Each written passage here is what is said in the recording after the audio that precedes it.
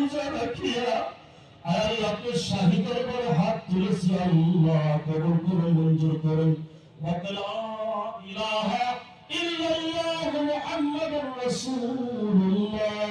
বহু দিনৰ পৰা তেখেতে পৰম্পৰাগতভাৱে এটা ৰাজহুৱা ইফতাৰ আয়োজন কৰি আহে। এইটো মই তৃতীয়বাৰ আহিছোঁ আৰু মোৰ এইটো সৌভাগ্য যে পবিত্ৰ এই ৰমজান মাহত গোটেই দিনটো লঘু নথকাৰ পাছত ইফতাৰ আৰু নামাজৰ জৰিয়তে যি প্ৰাৰ্থনা হয় তাৰ মাজত আমাৰ গোটেই জাতি বিভিন্ন উপজাতি ধৰ্ম ভাষা সম্প্ৰদায়ৰ মাজত একতা আৰু সম্প্ৰীতিৰ কাৰণে যিটো বাণী তেওঁলোকে দি আহিছে এইটো মই ভাবোঁ আমাৰ জাতিক জীপাল কৰিবৰ কাৰণে জাতিৰ ভৱিষ্যত শক্তিশালী কৰিবৰ কাৰণেও এইটো এটা শুভ পৰম্পৰা ইয়াত আয়োজন হৈছে।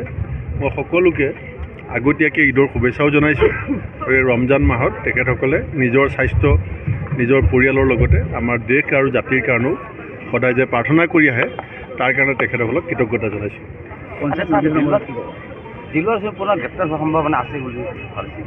নতুনকৈ গছৰ জাপি দিয়া হৈছে।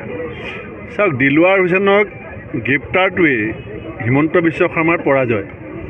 কাৰণ হিমন্ত বিশ্ব শৰ্মাই যিটো ষড়যন্ত্ৰ কৰিছিলে অসমৰ সংবাদকৰ্মীসকলে গোটেই ৰাজ্যজুৰি যি ব্যাপক শক্তিশালী গণ আন্দোলন কৰিলে আৰু আপোচবিহীন যিটো স্থিতি ল'লে সাংবাদিকসকলে, সেইটোৱে মই ভাবোঁ ভাৰতবৰ্ষৰ নহয় পৃথিৱীৰ ভিতৰতে অসমৰ সাংবাদিকসকল যে ব্যতিক্ৰম সেইটো প্ৰমাণ হৈছে।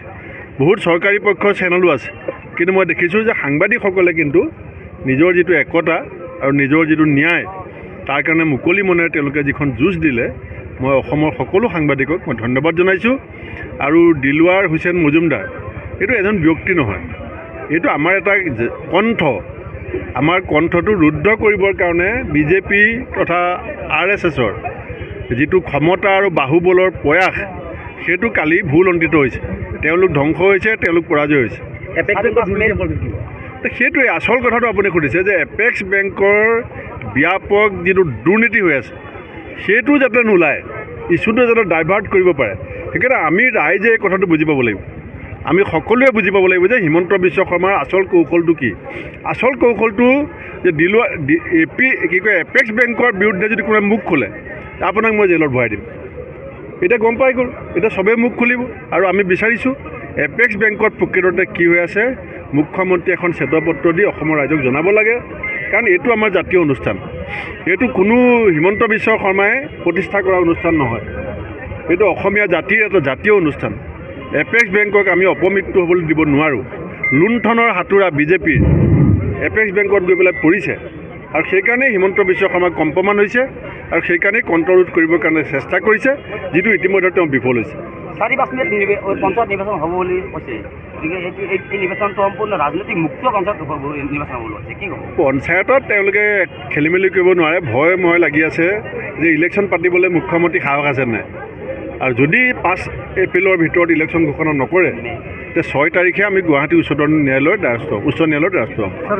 কংগ্ৰেছৰ ভূমিকা কেনে হ'ব যিহেতু ৰাজনৈতিক মুক্ত পঞ্চায়ত? আৰে পঞ্চায়ত জন্ম দিছে কংগ্ৰেছে, পঞ্চায়তৰ জন্মদাতা ৰাজীৱ গান্ধী। পঞ্চায়ত আমি বিচাৰি আছোঁ 4 ফেব্ৰুৱাৰী 2024 চনত পঞ্চায়ত ডিজল্ভ হ'ল। আজিলৈকে হিমন্ত বিশ্ব শৰ্মাই বাৰে বাৰে পঞ্চায়ত পিছুৱাই আছে। 18 বাৰ তেওঁ পঞ্চায়ত পাতিম বুলি ঘোষণা কৰিছে, এতিয়া তেওঁ 5 এপ্ৰিল লাষ্ট ডেট দিছে। পঞ্চায়ত আমিয়ে বিচাৰি আছোঁ। আমি কিয় বিচাৰিছোঁ? কংগ্ৰেছ দলৰ স্বাৰ্থত বা কোনো এজন প্ৰাৰ্থীৰ স্বাৰ্থত আমি পঞ্চায়ত বিচৰা নাই।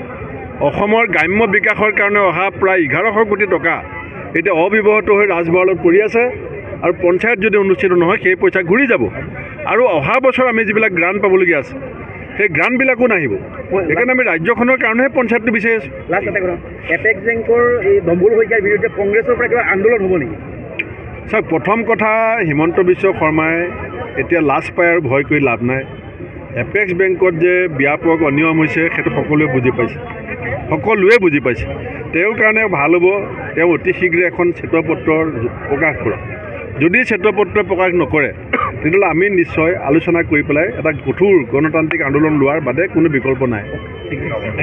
পাকাবেতবাৰী ব্লক কংগ্ৰেছৰ উদ্যোগত এই অঞ্চলৰ ৰাইজৰ সহযোগত কংগ্ৰেছ কৰ্মীসকলৰ সহযোগত আমি সমূহীয়া দোৱা আৰু ইফতাৰৰ আয়োজন কৰিছিলোঁ।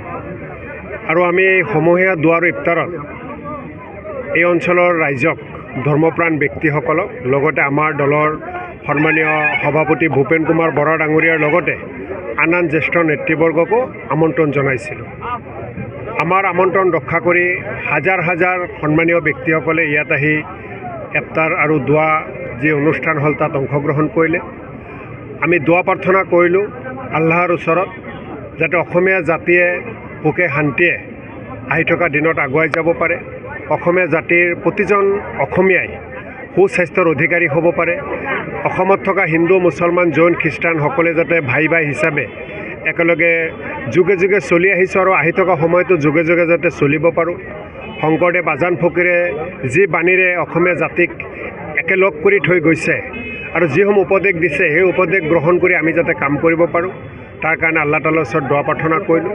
আৰু আমি আশা কৰিছোঁ যে পবিত্ৰ ৰমজান মাহে আমাৰ মাজত ভাতৃত্ববোধ, আমাৰ যিটো একতা বৃদ্ধি কৰিব আৰু সকলোকে ধৈৰ্য আৰু সংযম শক্তি আল্লাহ তাআলাই বৃদ্ধি কৰি দিব। সাংবাদিক দিলৱাৰ মজুমদাৰ গ্ৰেপ্তাৰ